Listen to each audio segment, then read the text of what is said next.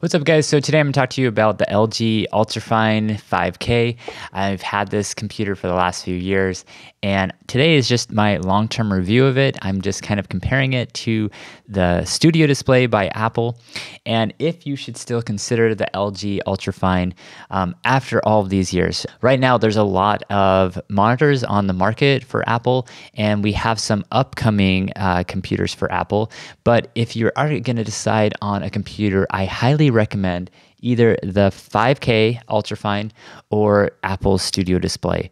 You can also get the more expensive XDR display, but for most people, it's not really worth it. If you're a professional and you need, like, if you're doing color grading or anything for professional use, I would say go for it. But for the most common user, LG Ultrafine or the Studio Display is just fine. So is this monitor as good as the Apple Studio Display? The cool thing about the Apple Studio Display is it actually has a chip in it from the iPhone, the previous iPhone 11, and it can actually have firmware updates regularly, where this one, you're not going to really see that, but I don't really see that as important anyway. You're probably going to find a little bit better camera in the Studio Display, but this camera actually works just fine. It has really good speakers. I've been pretty impressed with it, even though it is pretty old.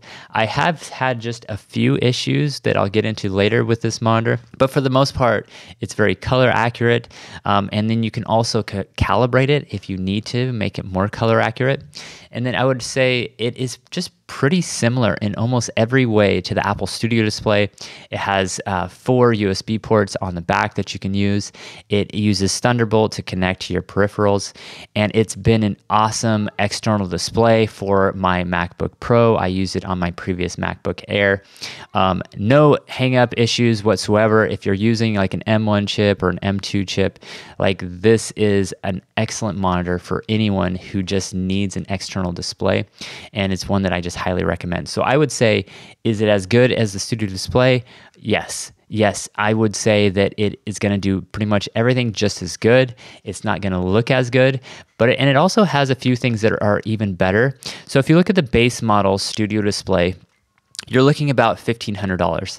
And if you want to get the nice stand, like, you're going to spend a little bit more. The Apple Studio Display, if you get the ergonomic stand where it can raise and lower, I'm trying to do it right now with mine. This one raises and lowers at the base price, which you can, if you buy this used, I bought this for $500. You can probably get this for between $500 and $700 used, and it is in excellent condition. I haven't had any issues with it. Some people did have some issues with the Thunderbolt cable, and that's why I would recommend just buying a long OWC Thunderbolt cable if you have any issues with this display whatsoever. OWC just makes some really good Apple products, and their Thunderbolt cable is just one accessory that I would really recommend with this. When I purchased this, the person had already bought an OWC cable, so I didn't have to change anything out, and it was just already like this, and the cable was just really good quality, and it's an actually pretty long cable, so it's been great just plugging in my external peripherals. All right, what about color? Color accuracy, I would say that it's a little bit different than my MacBook Pro. I've noticed that it's a little bit darker. It has a little bit more contrast, but that's something that you can change if you have if you have a calibrator. You can just change the monitor calibration. You're probably not going to get it as exact as the Studio Display, but for most people, that's not a huge issue. It's never been an issue with me at all. I've been totally happy with the color on this monitor, and I even compared it side by side in my previous video with the iMac 4K, which I'll leave a link here that you can check out that video. But I compared those side by side. I noticed that the iMac has a little better color quality. It's not as contrasty, but using this day to day and for editing photos and videos, I haven't had a problem with this display whatsoever. All right, next up is ergonomics. Like I said earlier, you're not going to find ergonomics like this with an iMac or with the Studio Display, because with this one, it's going to raise and lower. You can get that with the Studio Display if you pay extra, but you're going to pay a lot extra to get what already comes with this at about $500 or $700 used. So I would highly recommend just using this. I would not spend $1,000 because you can buy this new for about $1,000, but it's not worth it. I would say just get a studio display if you're going to spend that much anyway, because the studio display is a little bit better. And the way that the studio display is better is it has the same USB-C ports on the back, but those USB-C ports are much faster. So that's something you're going to notice right off the bat. And that's one reason why you might want to go with the studio display. The colors are a little bit more color accurate. It's just a more durable monitor. This one is plastic.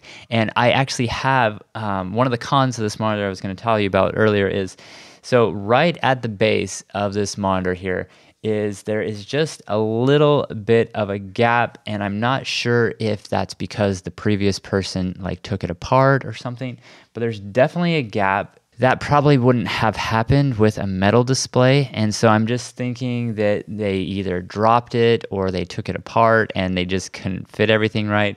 And I've tried to fix that gap, but I don't want to take it apart, and I might be able to do it if I took it apart, but I'm just not going to mess with it. But this is a plastic display on the outside, so it's just going to have a little bit more issues. The other con about this display is as you can see here, well, maybe you can't see it, but it is really highly reflective, and it's a lot more reflective than any other monitor I've ever had.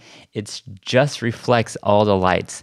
And that, as an ergonomics specialist, that's something I look at. So you don't want to put this monitor by any bright window, or because you're going to get these really bad reflections in your rooms. You don't want to put any lights nearby, because when you have reflections, that causes glare, that causes you to squint. It's not as good for your eyes. It causes you to lean forward more.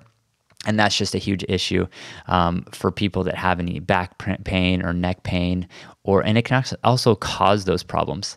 Another issue with ergonomics is, I talked about this earlier, how it raises up and down, and that is huge. For people that are when you're looking at the monitor, you really should be looking at the top bar of the monitor. That should be level with your eyes. And a lot of people just have a monitor either too high or too low. And so it's really nice to be able to just raise this really high or really low. And it actually goes quite a distance. It will go really low or it will go really high. And that can just really help if you have any issues with your neck or your back and you want to just maintain a really good ergonomic posture while you're sitting at your desk. And another reason I recommend this display, and this is just a reason why I recommend an external monitor in general, is because it just makes you just have to use one computer for everything.